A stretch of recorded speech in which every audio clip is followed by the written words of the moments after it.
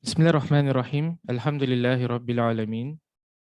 Allahumma salli wa sallim ala nabiyyina Muhammad wa ala alihi wa sahbihi ajma'in.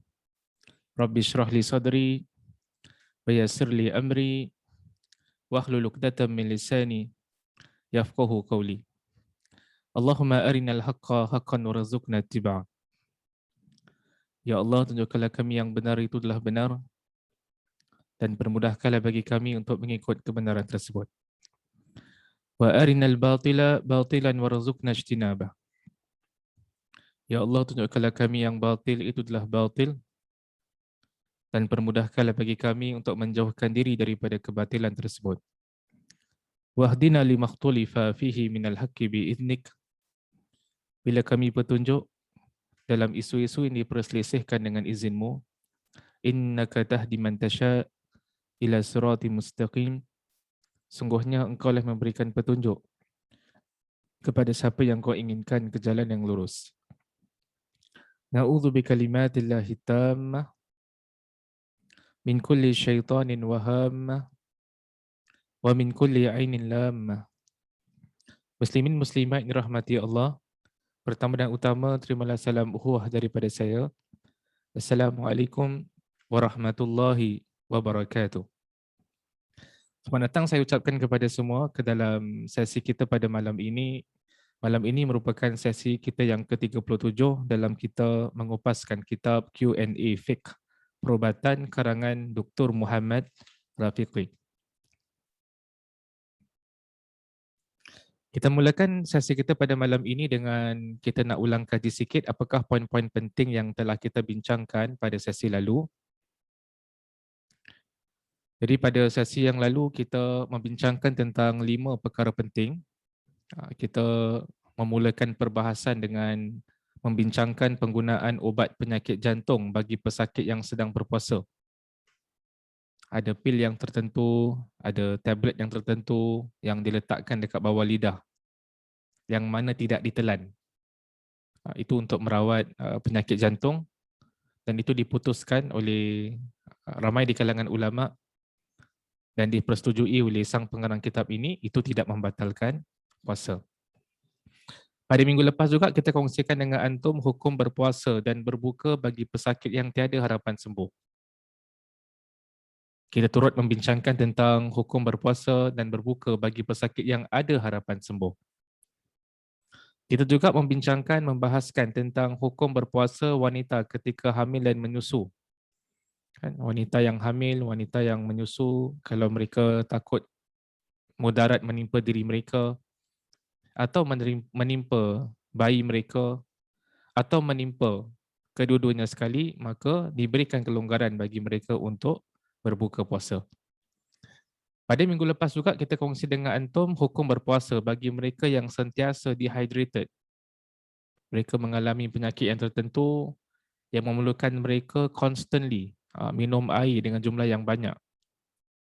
Itu adalah di antara golongan yang diberikan kelonggaran untuk berbuka puasa. Itu merupakan 5 isu yang kita bahaskan pada sesi yang lalu. Hari ini alhamdulillah kita dah masuk ke dalam bab yang ke-8. Jadi minggu-minggu sebelum ini kita membincangkan bab yang ke-7 yang membincangkan tentang puasa dan kaitan dengan golongan penyakit, dengan golongan pesakit. Pada malam ini kita nak masuk ke dalam bab yang ke-8 yang membincangkan tentang kesuburan dan pencegahan kehamilan.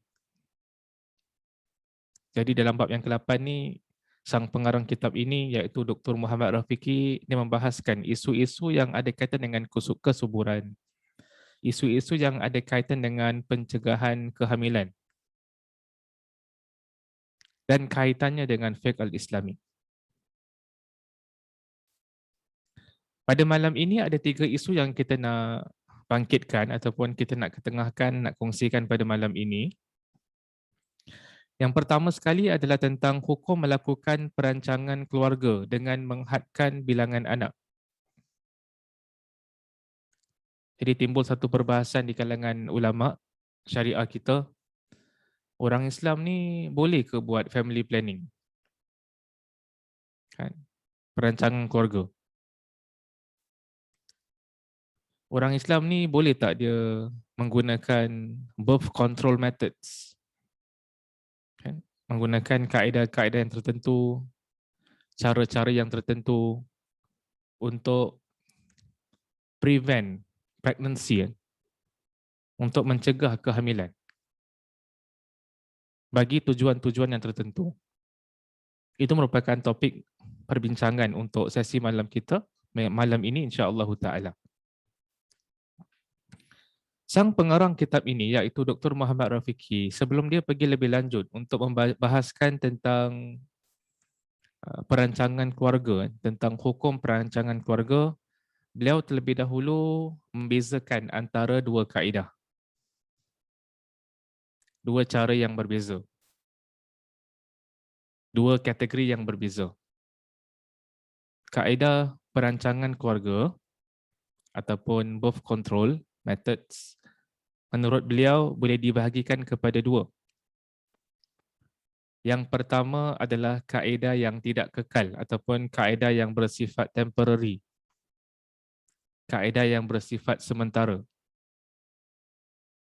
Dan yang kedua adalah kaedah yang bersifat kekal.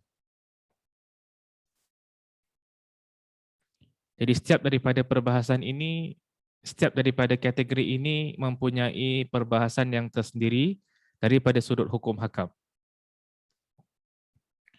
Para ulama kita menekankan dalam bab fatwa, dalam bab pengeluaran hukum, taswirul mas'alah, mempunyai kefahaman yang tepat berkaitan dengan satu isu itu adalah penting sebelum sebuah fatwa itu ataupun sebuah hukum boleh dikeluarkan. Jadi sang pengarang kitab ini membezakan antara kaedah yang tidak kekal, yang bersifat sementara, dan kaedah yang kekal. Dan kita lihat pada hari ini di dalam dunia perubatan, ada banyak sangat kaedah, ada banyak sangat cara untuk birth control methods. Perancangan keluarga nak mengelakkan kehamilan antara suami dan isteri, banyak sangat cara. Baik di Singapura ataupun yang ditawarkan dekat luar negara. Kalau kita boleh kongsikan sedikit pada malam ini tentang kaedah-kaedah yang ada yang berbentuk subdermal implant. Kan ada penggunaan rod, kan, yang merupakan saiznya lebih kurang saiz mancis, matchstick, yang mana dimasukkan under the skin of the upper forearm, dimasukkan dekat daerah tangan sebelah bawah, kan? In the upper forearm, kan? Itu salah satu kaedah yang digunakan untuk mencegah kehamilan. Ada banyak lagi cara. Ada cara yang disebutkan intrauterine device ataupun short formnya adalah IUCD. Satu device yang mana saiznya adalah lebih kurang saiz 50 sen, kan, duit siling 50 sen yang dimasukkan, kan, is inserted into the womb, kan, intrauterine device IUCD, kan, yang mengandungi plastik yang dikelilingi surrounded by amount yang sedikit, daripada bahan copper, yang mana tujuan digunakan intrauterine device ini iaitu IUCD adalah untuk menghalang sperma, air mani, daripada reaching the egg, daripada bertemu dengan telur wanita. Itu juga ada kaedah yang digunakan dalam dunia perubatan yang dipanggil sebagai intrauterine device ataupun IUCD. Di sana juga ada metod yang lain untuk mencegah kehamilan dipanggil sebagai intrauterine system, IUS, kan, iaitu merupakan satu device yang berbentuk T-shape, berbentuk huruf T, yang mana saiznya adalah lebih kurang duit siling 50 sen, dimasukkan, inserted into the womb. Kan? Itu juga digunakan kan, sebagai birth control methods. Antara tujuan digunakan device ini adalah untuk menghalang, kalau boleh untuk menghalang pertemuan antara sperma lelaki dan juga telur wanita. Intrauterine system. Ada juga kadang-kadang digunakan liquid yang tertentu, lalu disuntik, kan, injected kepada bahan tubuh sebelah belakang seseorang manusia itu dengan tujuan untuk menghalang ovulation. Itu juga adalah di antara cara-cara yang digunakan. Kadang-kala birth control methods pun datang dalam bentuk pil yang diambil, kan, yang disarankan oleh doktor. Pil yang diambil selama 21 hari, kan, yang mengandungi hormon-hormon yang tertentu, yang mana tujuannya sekali lagi adalah untuk menghalang daripada berlakunya ovulation. Kan? Jadi kadang-kadang digunakan cara memakan pil yang tertentu. Cara yang lain yang ada pada dunia sekarang, dunia perubatan, adalah dengan menggunakan contraceptive patch. Satu patch, sticky patch, kan, yang berbentuk stem, yang ditukar, digunakan, kan, kepada badan seseorang dan ditukar, kan, daripada masa ke semasa. Juga tujuannya adalah untuk menghalang daripada berlakunya ovulation dan juga untuk menjadikan sperm transport more difficult, susah untuk berlaku. Ada juga metod kaedah yang digunakan dalam sebagai kontraseptif adalah contraceptive ring. Dia datang dalam bentuk saiz yang kecil, benda plastik ring yang bersifat fleksibel, yang diletakkan dekat vagina seorang wanita, kan, lebih kurang untuk 3 minggu. Dan sekali lagi, tujuan penggunaan contraceptive ring ni adalah untuk prevent, menghalang daripada berlakunya ovulation. Itu juga ada, kan, yang digunakan dalam dunia perubatan. Jadi ada yang datang dalam bentuk pil yang tertentu yang dimakan pada setiap hari. Kan? Sama juga tujuannya adalah untuk to make sperm transport difficult, kan, dengan menggunakan pil yang tertentu. Ada juga kaedah yang menggunakan female sterilization, kan, iaitu satu klip yang kecil yang diletakkan across the fallopian tube, kan, dengan tujuan untuk menghalang pertemuan antara sperma lelaki dan telur wanita. Itu juga digunakan. Bagi lelaki pula, kadang-kadang digunakan male sterilization, yang mana digunakan tube yang tertentu, iaitu the tubes yang carry the sperms, kan, itu akad or silk, kan. Ini dengan tujuan, prosedur ini dilakukan dengan tujuan untuk menghalang sperma daripada keluar daripada badan seseorang. Kaedah yang digunakan sebagai birth control methods juga adalah penggunaan kondom, kan, yang digunakan sebagai salah satu kaedah untuk menghalang daripada berlakunya kehamilan. Dan ada metod-metod yang lain. Sebahagian metod ni, sebahagian kaedah ni dia bersifat kaedah yang sementara, yang tidak kekal. Dan sebahagian kaedah pula ni adalah kaedah yang kekal. Sebahagian kaedah dia gunakan injection, sebahagian kaedah dia makan pil yang tertentu, sebahagian kaedah dia meletakkan bahan yang tertentu kan dekat anggota tubuh badan yang tertentu. Macam-macam cara ada.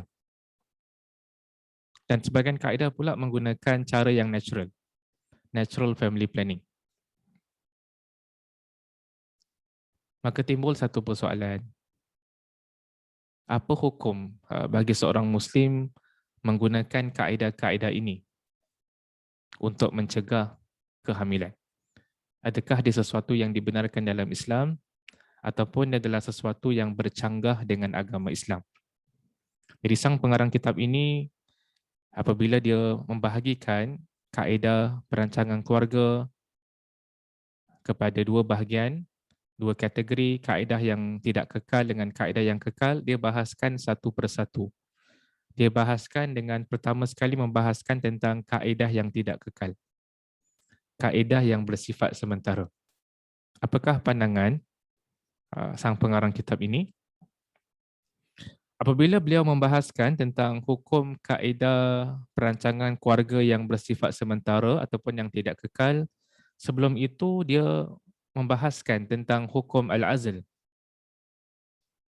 Jadi para ulama bila membahaskan tentang birth control methods, kaedah yang tidak kekal, salah satu isu yang mempunyai mirip-mirip dengan kaedah perancangan keluarga sebagaimana yang disebutkan dalam hadis Rasul sallallahu alaihi wasallam adalah tentang al-azl yang ada disebutkan dalam hadis-hadis Rasul sallallahu alaihi wasallam.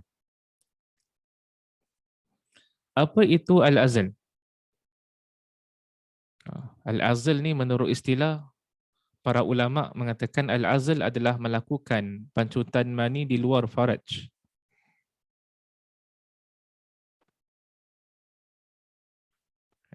Jadi dia mengelakkan pancutan mani ke dalam ataupun di luar faraj. Dia mengelakkan daripada berlaku pancutan mani di dalam faraj. Dia adalah melakukan pancutan mani di luar faraj. Itu al-azl. Dan ini ada disebutkan dalam hadis Rasul sallallahu alaihi wasallam. Berlaku perbincangan di kalangan para fuqaha. Berlaku perbincangan di kalangan para ulama silam tentang kaedah al-azl ni. Adakah ada sesuatu perbuatan yang dibenarkan dalam Islam ataupun adalah satu kaedah yang tidak dibenarkan dalam Islam? Terdapat perbezaan pandangan di kalangan para ulama dalam isu ini. Hanya saja menurut jumhur di kalangan ulama, menurut majoriti di kalangan ulama, haram melakukan al-azl kecuali diizinkan pihak isteri. Jadi menurut majoriti di kalangan ulama, al-azl ni boleh tak dilakukan? Boleh, tapi dengan satu syarat. Apa syaratnya? Syaratnya adalah mesti ada mutual consent.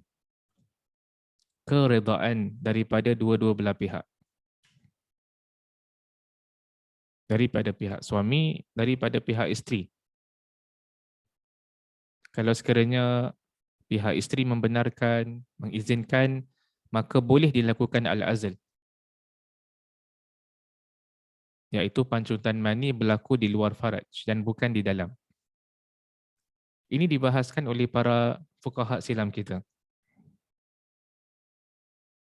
Dan ini ada sandarannya dalam hadis-hadis Rasul sallallahu alaihi wasallam. Dalam sepotong hadis yang diriwayatkan oleh Imam Ahmad rahimahullah dan Imam Ibn Majah rahimahullahu taala, kata sahabat Nabi sallallahu alaihi wasallam Umar radhiyallahu an, Rasulullah sallallahu alaihi wasallam melarang daripada melakukan azl terhadap wanita melainkan dengan izinnya.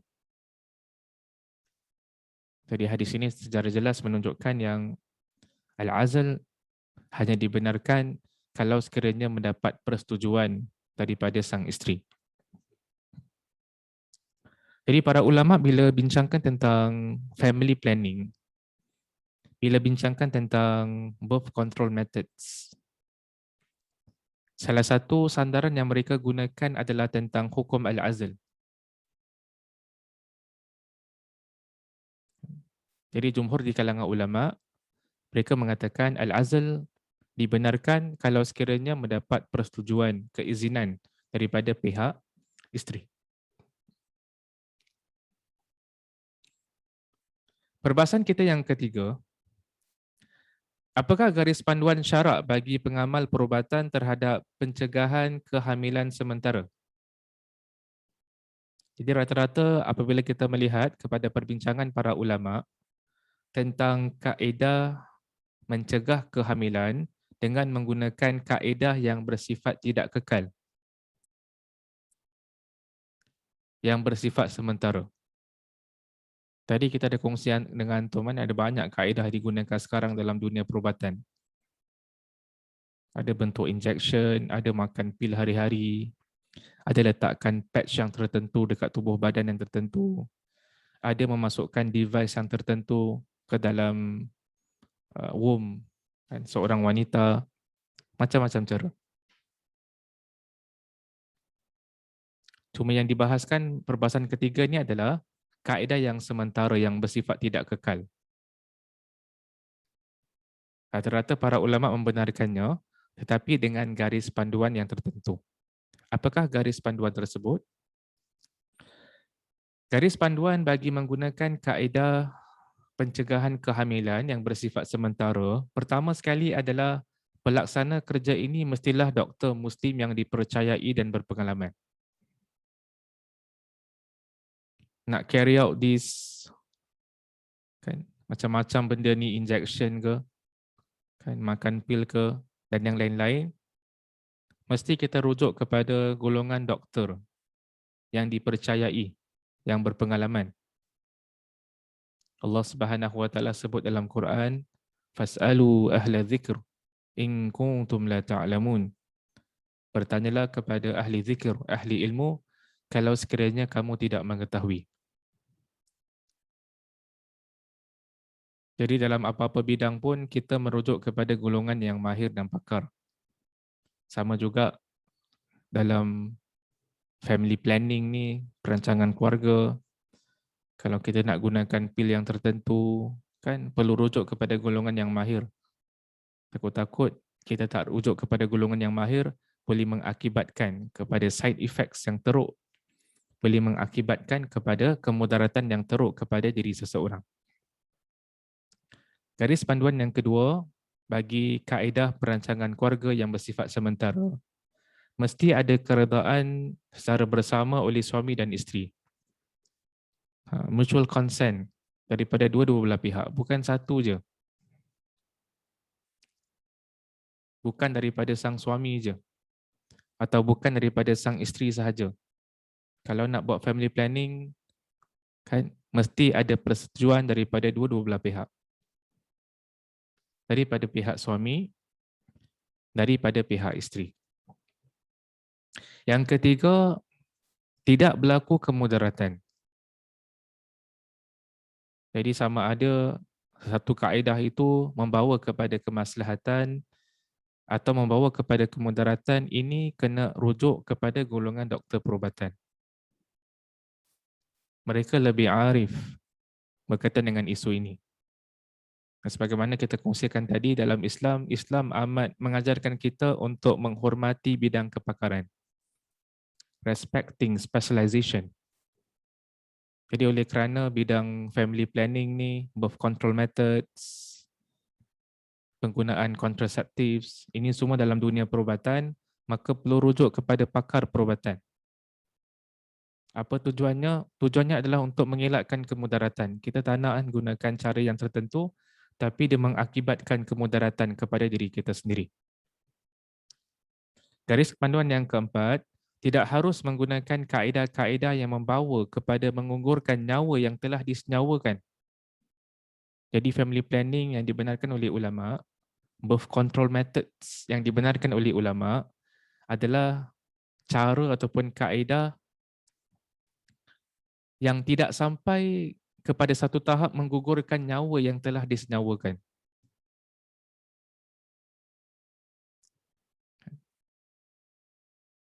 Itu yang keempat. Dan dalam Islam, abortion itu diharamkan dalam Islam, kan, hukum asal. Melainkan dalam keadaan-keadaan kes-kes pengecualian yang boleh membawa kepada kemudaratan kepada seorang ibu, yang boleh mengancam nyawa seorang ibu, baru pada ketika itu diberikan kelonggaran.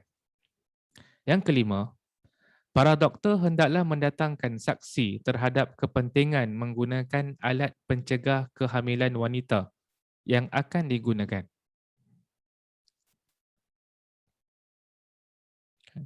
Itu garis panduan yang kelima yang diletakkan oleh sang pengarang kitab ini, iaitu Dr. Muhammad Rafiqi. Yang keenam, tidak membawa kepada pencegahan kehamilan yang kekal. Jadi antara tujuan dipisahkan, dibezakan antara kaedah pencegahan kehamilan yang bersifat sementara dengan yang kekal. Yang kekal ni kebiasaannya ulama tak membenarkannya. Yang diberikan kelonggaran oleh ulama adalah kaedah pencegahan kehamilan yang bersifat sementara. Itu yang dibenarkan. Garis panduan yang ketujuh, kerajaan tidak boleh menghalang kehamilan, membataskan bilangan anak atau keturunan sebagai satu polisi dan memaksa seseorang mengamalkan polisi tersebut. Itu menurut pandangan garis panduan yang diletakkan oleh sang pengarang kitab ini. Tidak sepatutnya berlaku menghalang masyarakat, rakyat daripada mempunyai keturunan. Di atas dua sebab. Sebab yang pertama adalah kerana merancang keturunan adalah masalah peribadi yang berkaitan dengan pasangan suami isteri. Kan? Itu adalah hak mereka, kan? Bila berkahwin untuk mendapatkan beranak pinak, untuk mendapatkan zuriat-zuriat dan anak keturunan. Dan sebab yang kedua, kerana adanya kesepakatan ulama, kebanyakan muktamar dan seminar bersepakat meletakkan undang-undang tidak boleh memaksa manusia membataskan keturunan dengan apa jua bentuk. Itu merupakan pandangan ramai di kalangan para ulama semasa. Jadi itulah merupakan beberapa garis panduan yang disebutkan oleh sang pengarang kitab ini untuk kaedah mencegah kehamilan yang bersifat sementara. Sebagai kesimpulan untuk sesi kita pada malam ini, hari ini kita membincangkan tentang 3 perkara penting. Yang pertama, kita mengatakan yang melakukan perancangan keluarga ni dia terbahagi kepada 2, iaitu kaedah yang tidak kekal, bersifat sementara, dan kaedah yang kekal. Yang kedua, kita membincangkan tentang hukum al-azl, sebagaimana yang pernah diamalkan oleh para sahabat pada zaman Nabi SAW, yang mana majoriti di kalangan ulama membenarkannya kalau mendapat persetujuan daripada sang isteri. Yang ketiga yang baru kita bincangkan sebentar tadi adalah beberapa garis panduan, sekitar 7 garis panduan. Kalau sekiranya nak melakukan pencegahan kehamilan menggunakan kaedah yang sementara, di sana ada garis panduan yang tertentu yang baru kita kongsikan sebentar tadi. Jadi itulah yang saya nak kongsikan untuk sesi kita pada malam ini. Kalau sekiranya ada kebenaran dalam apa yang saya sampaikan, itu datang daripada Allah Subhanahu Wa Taala. Kalau sekiranya ada kekurangan dalam penyampaian, itu datang daripada diri saya sendiri. Saya minta ampun kepada Allah dan saya bertaubat kepadanya. Kita tutup dengan tasbih kafarah. Subhanakallahumma wa bihamdika asyhadu an la ilaha illa anta astaghfiruka wa atubu ilaik. Sekian. Assalamualaikum warahmatullahi wabarakatuh.